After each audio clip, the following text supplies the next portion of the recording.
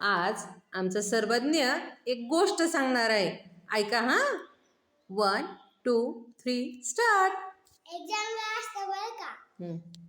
त्या जंगलात दोन प्राणी राहत असतात, एक वाघ आणि एक लांडगा. आणि जंगलाच्या पलीकडे एक शहर राहत असतं. त्या शहरात माणसं आणि एक आजीबाई राहत असते. ती खूप हुशार असते आणि ती दरवेळेला आपल्या लेकीकडे जात असते आणि तिला एक दिवस तिच्या लेकीची खूप आठवण येते आणि मग ती म्हणते बस झाला आत्ताच घरी निघायचं, लेकीच्या घरी निघायचं. आणि मग ती आपले कपडे आणि सामान घेते आणि जाते. कुठं जाते? तिच्या लेकीकडे. हा.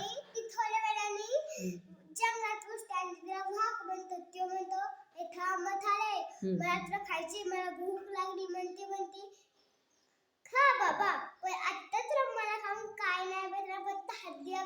तर मग ती म्हणते मी लेकीकडे जाते, तू रोटी खाते आणि मग येते, मग तू मला खा. मग त्याला पण चांगलं होतं. म्हणतो जा, मला फसवण्याची कोशिश नको करू. आणि म्हणून ना तिची आजी पुढे जाते. म्हणते त्याला लांडगा बघतो आणि म्हणतो ए थांब म्हातारे, मी लई दिवसापासून माणूस काय खाल्ला, आता तुलाच खातो. म्हणते तसेच म्हणते जे वाघाला म्हणली होती. आणि मग ती म्हणते खा बाबा, पण आता तर मला खाऊन काय नाही भेटणार, मी लेकीकडे जाते, तू रोटी खाते, मन येते, मन तुम्हाला खा. पण लांडग्याला पण भारी वाटतं. म्हणते 4 दिवस लागते आणि म्हणते आता मी परत जाते. तशी पण मला आत्ता जिवंत राहून काय विचारले. म्हणते का बोलाय अशी का बोलते. आणि म्हणे ना तिचे भोपळ्याचे बगीचा असतं आणि तिला तिथे एक मोठा भोपळा भेटतो. आणि म्हणे ना ती त्या भोपळ्यामध्ये सगळं काढते आणि तिच्या आईला तिच्यात बसवते आणि म्हणते आता जा. आणि म्हणते म्हातारी म्हणते मथारी बिथारी मला नाही मारत, चल रे भोपळ्या. मग तो भोपळा पळायला लागतो.